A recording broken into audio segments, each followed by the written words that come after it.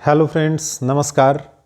मैं अरुण अग्रवाल उड़ान IAS academy के ऑनलाइन क्लासेस में आपका बहुत बहुत स्वागत करता हूं। दोस्तों, जैसा कि आप सभी लोगों को पता है कि कोरोना के इस दौर में हम सभी लोग परेशान हैं। आपकी पढ़ाई पिछले कई महीनों से बाधित है और हम लोगों के द्वारा भी प्रॉपर व्यवस्था नहीं होने के कारण सही तरीके से क्लासेस आपको उपलब्ध नहीं कराई जा सकी। इसके लिए हम क्षमा प्रार्थी हैं, हमें खेद है। लेकिन अभी हम लोगों ने ऑनलाइन क्लासेस के लिए अपने पास जो रिक्वायर्ड संसाधन है उसकी व्यवस्था की है और हम चाहते हैं कि हम लगातार आपको ऑनलाइन क्लासेस उपलब्ध कराएं ताकि आपकी पढ़ाई एक रिदम में आ सके और आने वाले जो भी एग्ज़ाम्स हैं, जो भी वैकेंसीज़ हैं, उसमें आप अच्छा परफॉर्म कर सकें। तो आपका ज़्यादा समय नहीं लूँगा, मैं सीधे टॉपिक पे आता हूँ। आज जैसा कि आप हमारे बोर्ड पे देख सकते हैं, हम लोग ज्योग्राफी से अपनी क्लासेस शुरू करेंगे और ज्योग्राफी की क्लासेस में सबसे पहले जो सबसे इम्पॉर्टेंट चीज़ है, जो जहाँ पे स्टूडेंट्स को सबसे ज़्यादा प्रॉब्लम होती है, वो होती है ज्योग्राफी के सिलेबस को समझने में। तो सबसे पहले हम लोग क्या करेंगे, ज्योग्राफी का एक सिलेबस जो होना चाहिए एग्ज़ाम के अकॉर्डिंग, उसको हम लोग समझने का प्रयास करेंगे। तो जैसा कि आप देख सकते हैं, ऊपर हमने लिखा है master syllabus of geography for all competitive examinations.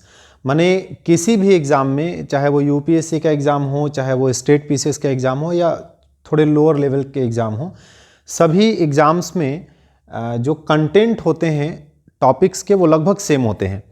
अंतर कहाँ आता है? अंतर क्वेश्चन के स्टैंडर्ड में आता है। तो एक बार अगर आप सिलेबस को सही तरीके से समझ लेंगे तो मुझे लगता है कि किसी भी एग्ज़ाम में आपको कोई परेशानी नहीं होगी। आप सिलेबस के अकॉर्डिंग फिर अपने कंटेंट को डेवलप कर पाएंगे। जहाँ पे एग्ज़ाम अपर स्टैंडर्ड का है वहाँ थोड़ा ज़्यादा कंटेंट आपको प्रिपेयर करना पड़ेगा, लोअर स्टैंडर्ड का है वहाँ थोड़ा कम कंटेंट प्रिपेयर करना पड़ेगा, परंतु सबका जो सिलेबस का बैकग्राउंड है वो लगभग एक जैसा होता है। ठीक है दोस्तों, तो यहाँ हम लोग समझने का प्रयास करेंगे। आप ये समझ लीजिए कि अगर आप इस सिलेबस को अच्छे तरीके से समझते हैं तो आप किसी भी कॉम्पिटिटिव एग्जामिनेशन में ज्योग्राफी के जो टॉपिक्स हैं उसको आप मॉडिफाई करके अपने एग्ज़ाम के अकॉर्डिंग प्रिपेयर कर सकते हैं। तो सबसे पहले हम लोग समझेंगे ज्योग्राफी जो शब्द है, ज्योग्राफी जिसको हिंदी में हम भूगोल कहते हैं। सामान्यतः भूगोल का अगर आपसे कोई अर्थ पूछता है तो बचपन में आपको बताया गया होगा, भू मतलब पृथ्वी और गोल मतलब गोल है, यही भूगोल है। लेकिन दोस्तों, भूगोल का शाब्दिक अर्थ कुछ अलग होता है, हम लोग उसको समझने का प्रयास करेंगे। सबसे पहले हम लोग देखें कि भूगोल शब्द जो है वो ज्योग्राफिका नामक एक किताब से ली गई है। ज्योग्राफिका इराटोस्थेनीज के द्वारा लिखी गई भूगोल की पहली पुस्तक है, जो इराटोस्थेनीज को ज्योग्राफी का जनक भी माना जाता है। इराटोस्थेनीज को ज्योग्राफी का हम पिता भी बोलते हैं। इन्होंने ही ज्योग्राफी विषय की नींव रखी थी। ज्योग्राफी का नामक पुस्तक इन्होंने लिखी जिसमें पृथ्वी और उसके आसपास की सभी चीज़ों के बारे में इन्होंने काफ़ी विस्तार से वर्णन किया, जिसके बाद ज्योग्राफी को पढ़ा जाना शुरू किया गया। तो इस हिसाब से देखें तो ज्योग्राफी दो शब्द से मिलकर बना है, एक जियो और दूसरा है ग्राफी। जियो का शाब्दिक अर्थ होता है पृथ्वी और ग्राफी का मतलब होता है वर्णन करना। माने भूगोल का अगर अर्थ देखें तो कहा जा सकता है भूगोल का मतलब है पृथ्वी का वर्णन करना। ठीक है, अब एक प्रश्न यहाँ पे उठता है कि पृथ्वी का वर्णन तो हम करेंगे, लेकिन पृथ्वी में किन चीज़ों का वर्णन करेंगे, किस चीज़ का वर्णन करेंगे पृथ्वी में? तो सामान्यतः पृथ्वी को हम तीन पार्ट में क्लासीफाई कर सकते हैं। पृथ्वी को तीन पार्ट में क्लासीफाई करते समय पहला जो पार्ट होगा वो होगा पृथ्वी की सतह। हम सभी लोग जानते हैं पृथ्वी की अपनी एक सतह है, वो दो पार्ट में बटी है। आगे देखेंगे स्थलीय सतह और जलीय सतह। तो पृथ्वी की सतह।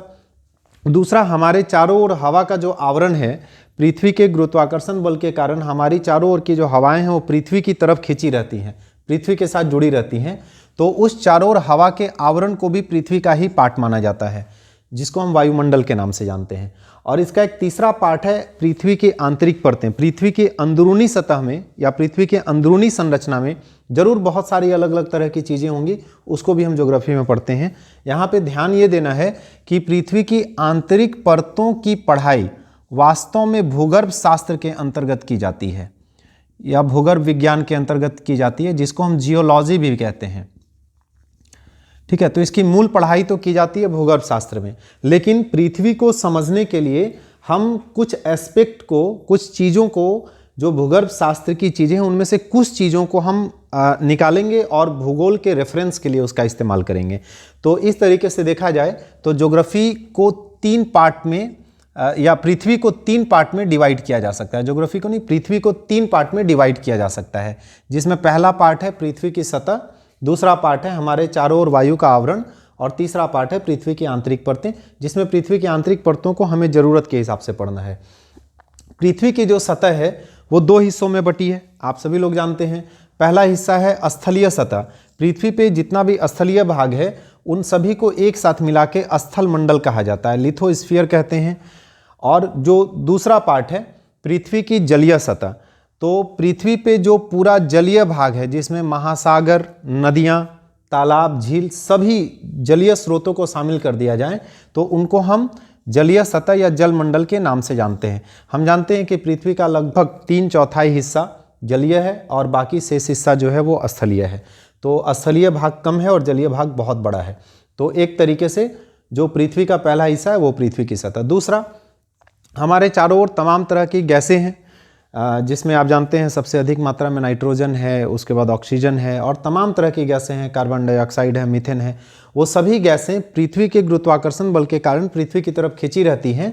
तो उन्हीं गैसों के मिश्रण को, हमारे चारों ओर जो विभिन्न गैसों का मिश्रण है उन सभी को एक साथ मिला दे तो इसे ही हम वायुमंडल कहते हैं। तो मूल रूप से स्थल मंडल, जलमंडल और वायुमंडल, इसको ज्योग्राफी के अंतर्गत पढ़ना है और इसी में हम थोड़ी बहुत आंतरिक परतों के बारे में भी समझने की कोशिश करेंगे। अच्छा, यहीं पे एक और बात समझ लेना है कि स्थल मंडल, जल मंडल और वायुमंडल तीनों आपस में जहाँ साथ साथ मिलते हैं, उन हिस्सों में जहाँ स्थल, जल और वायुमंडल तीनों एक साथ इंटरैक्ट करते हैं उसे हम जैवमंडल के नाम से जानते हैं, बायोस्फीयर के नाम से जानते हैं। बायोस्फीयर एनवायरनमेंट यानी पर्यावरण पढ़ते समय कई बार इस्तेमाल किया जाता है, ज्योग्राफी और एनवायरनमेंट में कई बार इस्तेमाल किया जाता है। तो जैवमंडल एक बहुत ही इंपॉर्टेंट टर्म है ज्योग्राफी के दृष्टिकोण से। जैवमंडल सामान्यतः पृथ्वी का वह क्षेत्र है जहाँ पे जीवन की उत्पत्ति संभव होती है। यानी अगर पृथ्वी पे कहीं पे स्थल, वायु या जल तीनों में से किसी एक चीज़ का भी एब्सेंस हो जाए तो वहाँ पे जीवन की उत्पत्ति संभव नहीं होगी। जीवन की उत्पत्ति के लिए स्थल, जल और वायु तीनों का होना आवश्यक है। इसको एक छोटे से एग्जाम्पल से आप समझ लें। हम सभी लोग जानते हैं कि हमारा जो उपग्रह है पृथ्वी का चंद्रमा, चंद्रमा के ऊपर हम सभी को पता है कि स्थल मंडल है और ऐसा कई वैज्ञानिक अनुमानों में या वैज्ञानिक रिसर्च में पता चला है कि चंद्रमा पे जल की भी उपलब्धता है। चंद्रमा के एक हिस्से में जल भी है और इसी की खोज करने के लिए अभी हमारा चंद्रयान मिशन जा रहा था जो नष्ट हो गया, नहीं पहुंच पाया। तो चंद्रमा पे स्थल और जल दोनों है, लेकिन चंद्रमा पे वायु का अभाव है, वायुमंडल नहीं, इसीलिए चंद्रमा पे जीवन की कोई संभावना नहीं है। दूसरी बात, हम लोग जानते हैं कि मंगल ग्रह पे हम लोग तमाम सैटेलाइट्स और तमाम तरीकों से शोध कर रहे हैं। मंगल ग्रह पे हमें क्या क्या मिल गया है? मंगल ग्रह पे हमें स्थल मंडल भी मिल गया है और वायु भी मिल गया। हम कहते हैं कि मंगल ग्रह की जो वायु की संरचना है, संगठन है, वो कैसा पृथ्वी की भांति है। वहाँ हम जल की खोज कर रहे हैं। जैसे ही मंगल ग्रह पे जल का पता चलेगा तो इसका मतलब वहाँ पे जीवन संभव हो जाएगा। तो मतलब जीवन की उत्पत्ति के लिए, जीवन की संभावना के लिए जल, स्थल और वायु तीनों का होना आवश्यक है। और जहाँ ये तीनों चीज़ें आपस में मिलती हैं उसको हम जैवमंडल के नाम से जानते हैं। ये एक इंपॉर्टेंट बात है। तो ज्योग्राफी को एक इस तरीके से समझ सकते हैं कि ज्योग्राफी में हमें ये चीज़ें पढ़नी है। इसको थोड़ा और अगर एलाबोरेट करेंगे तो हमारे सिलेबस के अकॉर्डिंग इसको और क्या होगा, क्लैरिटी आएगी और इसको समझने में आसानी होगी। ज्योग्राफी को एक और तरीके से इंटरप्रेट किया जाता है कि मनुष्य और पर्यावरण के बीच, देखिए हमारा जो पृथ्वी के चारों ओर जो सारी चीज़ें हैं उन सभी को हम पर्यावरण कहते हैं। सभी चीज़ें जो हम सभी को दिखाई पड़ रही हैं वो सब चीज़ पर्यावरण का हिस्सा है, जिसको हम देख रहे हैं या महसूस कर रहे हैं अपने आसपास की हर चीज़, हवा से लेके, पृथ्वी से लेके सब कुछ, जल, पेड़ पौधे, जीव जंतु, सजीव निर्जीव, सारी चीज़ें पर्यावरण का पार्ट है। अब इस पर्यावरण को दो पार्ट में हम बांट देते हैं। हम लोग भी पर्यावरण के पार्ट हैं। पर्यावरण से हम अपने आप को अलग निकाल लेते हैं और दूसरा हिस्सा कर देते हैं शेष पर। ऐसा क्यों करते हैं? ये ज्योग्राफी पढ़ने के लिए ऐसा करना जरूरी है। क्यों जरूरी है? हमारे चारों ओर का जो पर्यावरण है, अगर आप देखिए तो इस पर्यावरण को नकारात्मक रूप से या अवांछित रूप से प्रभावित करने की क्षमता केवल मनुष्य के अंदर है। दूसरा कोई भी ऐसा प्राणी नहीं है जो पर्यावरण में अवांछनीय बदलाव कर सके। जितने भी जीव जंतु, पेड़ पौधे या दूसरे कोई भी लिविंग ऑर्गेनिज्म है वो पर्यावरण में प्राकृतिक रूप से रहते हैं। वो पर्यावरण को इस तरीके से प्रभावित नहीं करते कि पर्यावरण बिल्कुल ही इम्बैलेंस हो जाए, असंतुलित हो जाए। पर्यावरण को असंतुलित करने वाला एकमात्र पृथ्वी पर लिविंग ऑर्गेनिज्म है वो है मनुष्य। इसीलिए मनुष्य को अलग कर दिया, शेष पर्यावरण को अलग कर दिया। तो अब हम पर्यावरण के साथ लगातार इंटरैक्ट होते हैं, पर्यावरण के साथ हमारा इंटर रिलेशन है, हम तमाम अपनी एक्टिविटीज से पर्यावरण को प्रभावित करते हैं और पर्यावरण की में होने वाली घटनाओं से हम भी प्रभावित होते हैं। इसी चीज के अध्ययन को मनुष्य और पर्यावरण के बीच के अंतर संबंध का अध्ययन कह सकते हैं। माने पर्यावरण किस तरीके से मनुष्य को प्रभावित कर रहा है और मनुष्य किस तरीके से पर्यावरण को प्रभावित कर रहा है, यही मनुष्य और पर्यावरण के बीच अंतर संबंधों का अध्ययन है। ठीक है, तो ये ध्यान रखना है। तो ज्योग्राफी में हम क्या पढ़ेंगे? ज्योग्राफी में हम पढ़ेंगे कि मनुष्य किस तरीके से पर्यावरण को प्रभावित कर रहा है और पर्यावरण मनुष्य को कैसे प्रभावित कर रहा है, मतलब दोनों के बीच का आपसी इंटरेक्शन कैसा है। ठीक, अब आप मनुष्य को अलग कर दिया, पर्यावरण को अलग कर दिया। अब पर्यावरण में जो एलिमेंट्स हैं वो दो प्रकार के हैं। एक है जैविक घटक, लिविंग एलिमेंट, लिविंग ऑर्गेनिज्म, जिसको हम सजीव के नाम से जानते हैं, और दूसरा हिस्सा है अजैविक घटक, निर्जीव, जिसमें जीवन नहीं है। यानी वो सारी चीजें जिसमें जीवन है, जैसे पेड़ पौधे, जीव जंतु, वो सारी चीजें क्या है? जैविक घटक हैं। और वो चीजें जिसमें जीवन नहीं है, जैसे पत्थर, चट्टान, नदी, हवा, इनमें जीवन नहीं है, ये सारे क्या हैं? ये सारे निर्जीव हैं। ये पर्यावरण के घटक हैं। माने पर्यावरण सजीव और निर्जीव, जैविक और अजैविक घटकों से मिलकर बना है। ठीक है, अब अगर हम पर्यावरण में दो चीजें हमें मिल गई, जैविक और अजैविक, और मनुष्य को हमने अलग पहले ही कर दिया है। अब पर्यावरण को अगर हम एक और तरीके से डिवाइड करें, माने इसका क्लासिफिकेशन करें, तो पर्यावरण को दो पार्ट में बांटा जा सकता है। एक को कहते हैं प्राकृतिक पर्यावरण और दूसरे को कहते हैं सांस्कृतिक पर्यावरण। इस शब्द को समझना बहुत जरूरी है। क्यों? क्योंकि कई बार एग्जाम में पूछ देता है प्राकृतिक पर्यावरण से क्या समझते हैं, सांस्कृतिक पर्यावरण से क्या समझते हैं। प्राकृतिक पर्यावरण का सीधा सीधा अर्थ है कि पर्यावरण का वह हिस्सा जिसमें मनुष्य ने हस्तक्षेप नहीं किया हो। इसको थोड़ा और आसान करके समझाते हैं। माने मनुष्य की उत्पत्ति से पूर्व, मनुष्य के पृथ्वी के आने के पहले पर्यावरण में जो चीजें भी पाई जाती रही होंगी वो सब प्राकृतिक पर्यावरण का हिस्सा है। माने वो सारी चीजें जिनका हमारे आसपास जो भी चीजें पाई जाती उनमें जिनका जन्म या जिनका निर्माण मनुष्य ने नहीं किया बल्कि प्रकृति ने किया है, वो सब चीजें प्राकृतिक पर्यावरण का पार्ट है। जैसे पेड़ पौधे हम लगाते हैं या हम ना लगाएं तो भी वो उत्पन्न होंगे। मनुष्य के आने के पहले भी पेड़ पौधे थे, मनुष्य के आने के बाद भी पेड़ पौधे हैं।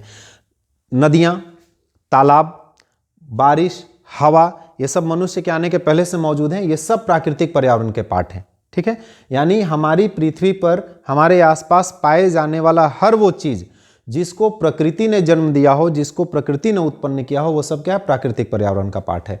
और दूसरा है सांस्कृतिक पर्यावरण। अब प्रकृति ने हमें जो दिया उसमें हमने, मनुष्य ने जो बदलाव कर दिया, मानव ने जो संशोधन कर दिया, उसके बाद जो चीजें बनी वो है सांस्कृतिक पर्यावरण। जैसे ये टेबल, जैसे ये ब्लैक बोर्ड, जैसे ये पेन, जैसे बल्ब, ये सारी चीजें मनुष्य ने बनाई है। माने मनुष्य ने प्राकृतिक संसाधन का इस्तेमाल करके जब उसको मॉडिफाई कर दिया तो जो चीज बनी वो सब क्या है? सांस्कृतिक पर्यावरण है। लेकिन जो प्राकृतिक रूप से हमें मिला है वो सब क्या है? वो प्राकृतिक पर्यावरण का हिस्सा है। यही प्राकृतिक पर्यावरण और सांस्कृतिक पर्यावरण का अंतर है। यहीं से हमारा सिलेबस एलाबोरेट होगा, इसी को समझना है।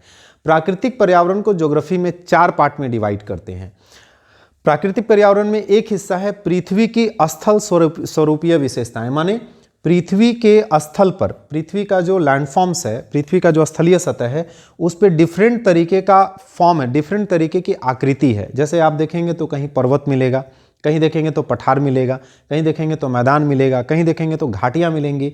तो ये सारी चीज़ें जो विभिन्न आकृतियां हैं, इसको हम पृथ्वी के स्थल स्वरूपीय विशेषताएं बोलते हैं। और आप खुद सोचिए कि इनका निर्माण किसने किया? मनुष्य ने किया या मनुष्य के आने के पहले से है? तो ये सारी चीज़ें, पर्वत, पहाड़, मैदान, पठार, ये सब मनुष्य के आने के पहले से है। इसीलिए किसका पार्ट हो जाएगा? ये प्राकृतिक पर्यावरण का पार्ट हो जाएगा। दूसरा, पृथ्वी पे जो जलवायु संबंधी विशेषता पाई जाती है, जैसे आप देखते हैं कभी गर्मी का मौसम आता है, कभी ठंडा का मौसम आता है, कभी आप देखते हैं बारिश का मौसम आता है, कभी मौसम में बदलाव होने लगता है, कभी मौसम एक जैसा रहता है। तो ये सारी चीज़ें जो चेंजेस हो रही हैं हमारे आसपास के जलवायु में, वो मनुष्य के कारण है या मनुष्य के आने के पहले से है? तो मनुष्य के आने के पहले से। मनुष्य ने उसमें थोड़ा बहुत मॉडिफिकेशन जरूर किया होगा, लेकिन मनुष्य की वजह से गर्मी नहीं है, गर्मी पहले से था, गर्मी प्रकृति का नियम है। तो ये सारी चीज़ें जो हैं वो भी क्या है? प्राकृतिक पर्यावरण का हिस्सा है। तीसरा, पृथ्वी पे जो महासागर से संबंधित विशेषताएं हैं, कहीं पे आपको बड़े बड़े महासागर मिलते हैं, कहीं सागर मिलते हैं, कहीं नदी मिलती है, माने जितना भी जलीय स्रोत हैं वो सब प्रकृति ने ही हमें दिया है, इसलिए ये सब क्या है? ये भी प्राकृतिक पर्यावरण का हिस्सा है। और पृथ्वी पे जो मृदा, मिट्टी, सॉइल, पाया जाता है और डिफरेंट टाइप के जो वनस्पति पाए जाते हैं, पेड़ पौधे पाए जाते हैं, वो भी मनुष्य के आने के पहले से उपलब्ध हैं। तो ये भी किसका हिस्सा है? प्राकृतिक पर्यावरण का हिस्सा है। तो 4 चीज़ें जो हैं प्राकृतिक पर्यावरण में, उसको हमने अलग अलग कर दिया और इसी को ज्योग्राफी के अलग अलग ब्रांचेज में पढ़ा जाता है। तो पृथ्वी पे जो डिफरेंट तरीके के लैंडफॉर्म्स हैं, ऊंच नीच हैं, पठार है, पर्वत है, जो भी है, उन सभी चीज़ों को ज्योग्राफी की जिस शाखा में पढ़ते हैं उसको हम भू आकृति विज्ञान कहते हैं। उसको जियोमॉर्फोलॉजी कहा जाता है। जियोमॉर्फोलॉजी, जियो का मतलब होता है पृथ्वी, मॉर्फो का मतलब होता है आकृति और लॉजी का मतलब होता है विज्ञान। मतलब पृथ्वी की जो डिफरेंट तरीके की आकृति है उसी के बारे में समझेंगे हम लोग इस सेगमेंट में। दूसरा, पृथ्वी पे जो जलवायु से संबंधित डिफरेंट टाइप के बदलाव हैं। जैसे आप कहते हैं भारत की जलवायु मानसूनी है, किसी और जगह की जलवायु स्टेपी तुल्य हो सकती है, कहीं की जलवायु सवाना तुल्य हो सकती है। ये जो जलवायु विशेषताएं हैं, चेंजेज हैं, उनके बारे में हम जिस शाखा में पढ़ेंगे उसको कहते हैं जलवायु विज्ञान।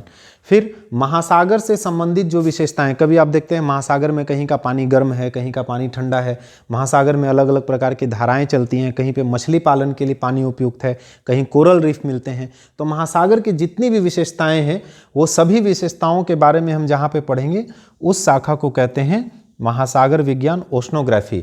और पृथ्वी पे जो मृदा और वनस्पति से संबंधित जो भी विशेषता है, कहीं अलग अलग जगहों पे अलग अलग प्रकार की मृदा पाई जाती है। आप जानते हैं भारत में ही अलग अलग प्रकार की मृदा मिलती है, कहीं काली मृदा मिल सकती है, कहीं लाल मृदा मिल सकती है, कहीं जलोढ़ मृदा मिल सकती है, कहीं दोमट मिट्टी मिल सकती है, कहीं बलुई मिट्टी मिल सकती है। इसी तरीके से विश्व के अलग अलग हिस्सों में अलग अलग मिट्टियाँ मिलती हैं। इसी तरीके से आप वनस्पति देखेंगे तो कहीं पे आप देखेंगे बहुत घने वन मिलते हैं, सदाबहार वन मिलते हैं, कहीं पे पतझड़ वन मिलते हैं, कहीं पे बिल्कुल कंटीले वन मिलते हैं। तो ये सब जो अलग अलग प्रकार की वनस्पति से संबंधित विशेषताएं और मृदा से संबंधित विशेषताएं, इसको हम कहाँ पढ़ेंगे? इसको पढ़ेंगे जैव भूगोल में, बायोज्योग्राफी में। तो ये 4 सेगमेंट प्राकृतिक पर्यावरण से संबंधित है। इसके अलावा जो सांस्कृतिक पर्यावरण है, यानी पर्यावरण का वह हिस्सा या पर्यावरण से मिले हुए वो सारे संसाधन जिसको मनुष्य ने मॉडिफाई कर दिया, संशोधित करके और उसका इस्तेमाल करना शुरू किया, वही सब क्या है? सांस्कृतिक पर्यावरण का पार्ट है। तो आप खुद सोचिए, प्रकृति से जो हमें जो भी चीज़ें मिली वो सब किस रूप में थी? नेचुरल फॉर्म में था। उसी को हम प्राकृतिक संसाधन कहते हैं। उन संसाधनों का हमने इस्तेमाल किया। आप जानते हैं मनुष्य जब पृथ्वी पे आया, बंदरों से मनुष्य का उद्भव हुआ। जो हमारे यहाँ मनुष्य की उत्पत्ति का सिद्धांत है, उसमें हम मानते हैं कि बंदर से मनुष्य बना। तो जब हम मनुष्य बने तो हम खानाबदोशी जीवन जीते थे, जहाँ शिकार मिल गया शिकार पकड़ के खा लेते थे, कच्चा खाते थे, पकाने भी नहीं जानते थे। बहुत बाद में हमें आग का पता चला, फिर उसका इस्तेमाल बहुत बाद में सीखे। ये पहिया का बहुत बाद में विकास हुआ। तो पहले प्राकृतिक संसाधन को बिल्कुल जानवरों की तरह इस्तेमाल करते थे। फिर धीरे धीरे हमने क्या किया? फिर धीरे कृषि करना सीखा। तो जब हमने कृषि किया तो हमने क्या किया? संसाधनों में मॉडिफिकेशन किया। प्रकृति से हमें जो चीज़ें मिली थी उसमें हमने कुछ बदलाव किया। उसी में कृषि में जो उत्पत्ति हुई, उसी कृषि से मिले हुए चीज़ों को हमने मॉडिफाई किया, जिससे हमारा उद्योग का विकास हुआ। उसी में हमने कुछ चेंजेस किया। फिर हम एक दूसरे से आदान प्रदान करने लगे, दूसरे की चीज़ें लेने लगे, अपनी चीज़ें दूसरों को देने लगे। बार्टर सिस्टम का विकास हुआ। फिर धीरे धीरे व्यापार, वाणिज्य बढ़ा। तो तीसरा सेगमेंट हो गया व्यापार। फिर व्यापार को बढ़ाने के लिए हमने परिवहन का विकास किया और फिर हमने संचार का विकास किया। तो ये सारी चीज़ें बेसिकली इकोनॉमी में पढ़ी जाती हैं, इकोनॉमिक्स यानी अर्थशास्त्र में पढ़ी जाती हैं। लेकिन इन सब का ज्योग्राफी से भी रिलेशन है, क्योंकि आप देखेंगे दुनिया के अलग अलग हिस्सों में अलग अलग प्रकार की कृषि की जाती है। क्यों? क्योंकि वहाँ की भौगोलिक विशेषताएं अलग हैं, यानी भूगोल से इकोनॉमी जुड़ गया। दुनिया के अलग अलग हिस्सों में अलग अलग प्रकार के उद्योग स्थापित किए जाते हैं। क्यों? क्योंकि वहाँ की भौगोलिक विशेषता अलग है। जहाँ बॉक्साइट मिलेगा वहाँ पर अलग प्रकार के उद्योग मिलेंगे, जहाँ कोयला मिलेगा वहाँ अलग प्रकार के उद्योग मिलेंगे। यानी उद्योगों के विकास में, कृषि के विकास में, व्यापार के विकास में, परिवहन और संचार में ज्योग्राफी का भी योगदान है। तो यह है तो इकोनॉमी का टॉपिक, लेकिन ज्योग्राफी भी इसको प्रभावित करता है। तो दोनों को हम जोड़ के पढ़ते हैं, इसी को हम कहते हैं आर्थिक भूगोल। ठीक है। और फिर इसी संसाधन का प्रयोग करके हमने अधिवास बनाया, अपने रहने के लिए स्थान बनाया, हैबिटेट बनाया, और फिर उसका विस्तार किया। उसी से क्या हुआ? फिर धीरे धीरे मनुष्य फिर एक समाज के रूप में विकसित होने लगा, एक समाज का निर्माण हुआ। तो समाज के निर्माण में ज्योग्राफी का बहुत बड़ा योगदान है। आप देखेंगे दुनिया के अलग अलग हिस्सों में अलग अलग प्रकार के समाज पाए जाते हैं। क्यों? क्योंकि अलग अलग जगहों की भौगोलिक विशेषताएं अलग अलग हैं। भारत के उत्तर और दक्षिण भारत में जाइएगा तो वहाँ भी समाज की संरचना बदल जाएगी। क्यों? वहाँ की ज्योग्राफिक विशेषताएं अलग अलग हैं। तो वहाँ पे समाज और ज्योग्राफी को जोड़ के पढ़ते हैं, उसको कहते हैं सामाजिक भूगोल। यहीं से जनसंख्या संबंधी विशेषताएं में जनसंख्या का विकास हुआ और जनसंख्या से जुड़ी हुई तमाम अवधारणाएं विकसित हुई। जैसे आप सुनते होंगे, आपके एग्जाम में क्वेश्चन आता है, जनसंख्या कहाँ की ज़्यादा है, कहाँ की कम है, कहाँ लिंगानुपात ज़्यादा है, कहाँ पे साक्षरता दर ज़्यादा है, कहाँ जनसंख्या घनत्व। तो इस तरह की जितनी भी जनसंख्या से संबंधित विशेषताएं हैं उसको हम एक सेगमेंट में पढ़ेंगे जिसको कहते हैं डेमोग्राफी, जनांकिकी। और इसी प्रकार देखेंगे उसी समाज में विभिन्न प्रकार की प्रजातियां रहती हैं। आप देखिएगा झारखंड में ही 32 अलग अलग जनजातियां पाई जाती हैं, अलग अलग 8 प्रिमिटिव ट्राइब्स पाए जाते हैं। इसी तरह भारत में तमाम जनजातियां विशेष विश्व के अलग अलग हिस्सों में अलग अलग जनजाति पाई जाती है। उन अलग अलग जगहों पे अलग अलग जनजातियां पाई जाती हैं, उनकी कद काठी, रंग रूप, उनका वेशभूषा, उनका खान पान सब आपको अलग अलग मिलेगा। उसके पीछे भी वहाँ की भौगोलिक विशेषताएं रोल प्ले करती हैं। तो यहाँ पे हम जो जनजातियों के बारे में भौगोलिक विशेषताओं के साथ उनकी जो संरचना है उसको जोड़ के पढ़ते हैं, उसी को कहते हैं मानव भूगोल। तो इस आधार पे अगर ज्योग्राफी को हम डिवाइड करें तो प्राकृतिक पर्यावरण का ये जो चारों हिस्सा है उसको हम एक साथ भौतिक भूगोल के नाम से जानते हैं।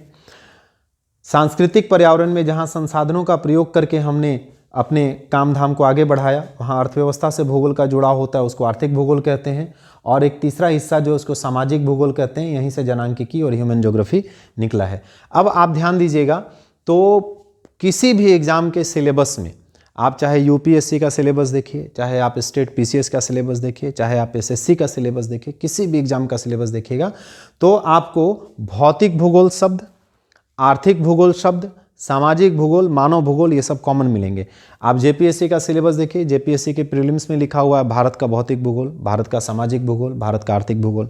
आप यूपीएससी का सिलेबस देखिए, यूपीएससी में दिया हुआ है भारत एवं विश्व का भौतिक भूगोल, भारत एवं विश्व का आर्थिक भूगोल, भारत एवं विश्व का सामाजिक भूगोल। इसी तरीके से आपको हर सिलेबस मिलेगा। तो ये समझिए एक तरीके से मास्टर सिलेबस हो गया। अगर केवल इसको ध्यान में रख के आप ज्योग्राफी तैयार कीजिएगा तो आपको कहीं ज्योग्राफी तैयार करने में कोई परेशानी नहीं होगी और एग्जाम में क्वेश्चन भी आपका आसानी से पकड़ाएगा, क्योंकि आप बहुत सिस्टमेटिक वे में चीज़ों को तैयार करेंगे। अभी जनरली क्या होता है, आपको तैयारी करनी होती है, आप एक किताब उठाते हैं और उससे सीधा इन्फॉर्मेशन को रट्टा मारना शुरू कर देते हैं। जब आप इस तरीके से पढ़िएगा तो आप बहुत सारी चीज़ों को आपस में लिंक कर सकते हैं, इंटर रिलेट कर सकते हैं। उससे आपका एक समझ भी आपकी विकसित होगी और एग्ज़ाम में जो फैक्चुअल इन्फॉर्मेशन है वो तो क्वेश्चन आप कर ही लीजिएगा, जो थोड़ा कॉन्सेप्ट है, एक कॉन्सेप्ट को दूसरे कॉन्सेप्ट से लिंक करके क्वेश्चन पूछा गया उसको भी आप कर लीजिएगा। और कैसे करिएगा वो भी धीरे धीरे करके हम लोग देखेंगे। तो मुझे उम्मीद है कि आपको सिलेबस समझ में आया होगा। और इसके बाद जो अगला वीडियो होगा हमारा, हम लोग देखिए इसको एक और बात मैं आपको समझा दूं।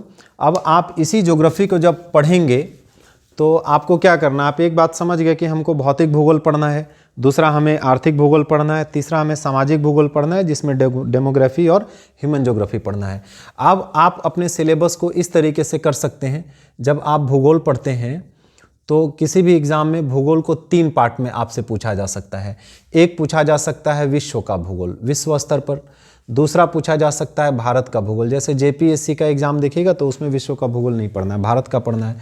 और तीसरा आप देख सकते हैं राज्य, यानी झारखंड में है तो झारखंड का भूगोल, बिहार का भूगोल, यूपी का भूगोल, राजस्थान का भूगोल। अब इसी को हम कह सकते हैं कि इसमें हमें भौतिक भूगोल भी पढ़ना है, यानी विश्व का भौतिक भूगोल हम पढ़ सकते हैं, भारत का भौतिक भूगोल, झारखंड का भौतिक भूगोल या बिहार का भौतिक भूगोल। इसी तरीके से हम आर्थिक भूगोल पढ़ सकते हैं, तो विश्व के स्तर पे भी भारत भी, राज्य भी। इसी तरीके से सामाजिक भूगोल पढ़ सकते हैं, इसी तरीके से मानव भूगोल पढ़ सकते हैं। तो ऐसा आप बांट सकते हैं। तो क्या हो गया, अब सिलेबस आपका आसान हो गया। अब आपको जितना पढ़ना है उतना ही पढ़िए, कहीं कोई आपको परेशानी नहीं होगी। तो अगले जो हमारा अगला वीडियो होगा उसमें हम लोग भारत के भूगोल से शुरू करेंगे। दूसरी एक इम्पॉर्टेंट बात कि जब आप ज्योग्राफी पढ़ रहे हैं तो याद रखिएगा, इसमें आपको एग्जाम में 2 तरीके के क्वेश्चन आएंगे। जो नेचर ऑफ क्वेश्चन होगा वो 2 प्रकार का होगा। एक तो होगा कॉन्सेप्ट और दूसरा होगा फैक्ट बेस्ड क्वेश्चन। जैसे पूछ देगा भारत की सबसे ऊंची चोटी कौन सी है, फैक्ट बेस्ड क्वेश्चन हो गया। लेकिन वही पूछ देगा दूसरे तरीके से कि भारत के किसी खास हिस्से में, जैसे आप देखिए तो भारत का जो दक्कन पठारी क्षेत्र है वहाँ पे आपसे पूछ देगा कि वहाँ पे काली मृदा पाई जाती है, तो दक्कन पठारी क्षेत्र में काली मृदा ही क्यों पाई जाती है, तो ये हो गया कॉन्सेप्ट। अगर पूछेगा काली मृदा कहाँ पाई जाती है तब हो गया फैक्ट। यानी अगर आपसे सवाल ये पूछ रहा है कहाँ, कब, है ना, कौन, इस तरीके के सवाल अगर आपसे पूछे जा रहे हैं तो ये हो गया फैक्ट। लेकिन अगर आपसे पूछ देगा कि क्या, ऐसा, ये क्या है, ऐसा क्यों है, यही क्यों पाया जाता है ना, या आपसे ये पूछ दे कि ऐसा कैसे हो सकता है, तो ये सब हो गया कॉन्सेप्ट। तो दोनों चीज़ों को तैयार करने के लिए एक तो आपको कॉन्सेप्ट पढ़ना ही है, फैक्ट भी तैयार करना है। तो ध्यान रखिएगा, ज्योग्राफी में फैक्ट को पढ़ने का सबसे आसान तरीका होता है मैप। तो हम क्या करेंगे, जो भी चीज़ें पढ़ेंगे उसकी मैपिंग करते चलेंगे, और जहाँ कॉन्सेप्ट होगा वो मैपिंग के साथ साथ थोड़ा डायग्राम, थोड़ा चार्ट वगैरह का भी इस्तेमाल हम करते चलेंगे। तो मैप बनाएंगे जहाँ जहाँ ज़रूरत है, जहाँ जहाँ ज़रूरत है वहाँ डायग्राम बनाएंगे, चार्ट्स बनाएंगे। इस तरीके से हमारा काम क्या है वो आसान होता चला जाएगा। बिना मैपिंग के तो ज्योग्राफी पढ़ा ही नहीं जा सकता है। बहुत लोग पूरा ज्योग्राफी पढ़ लेते हैं, मैप जानते ही नहीं है। तो एटलस देखेंगे, लोकेट करेंगे। तो इस तरीके से हम लोग एक कम्पैक्ट वे में, एक हॉलिस्टिक अप्रोच के साथ पूरी ज्योग्राफी को पढ़ने का प्रयास करेंगे। अगले वीडियो में आपको भारत का भूगोल हम शुरू करेंगे, उसको क्लासीफाई करेंगे और एक एक सेगमेंट उसका हम लोग पढ़ते चलेंगे। ठीक है, तो चलिए आज के लिए इतना ही। आप सभी लोगों का बहुत बहुत धन्यवाद।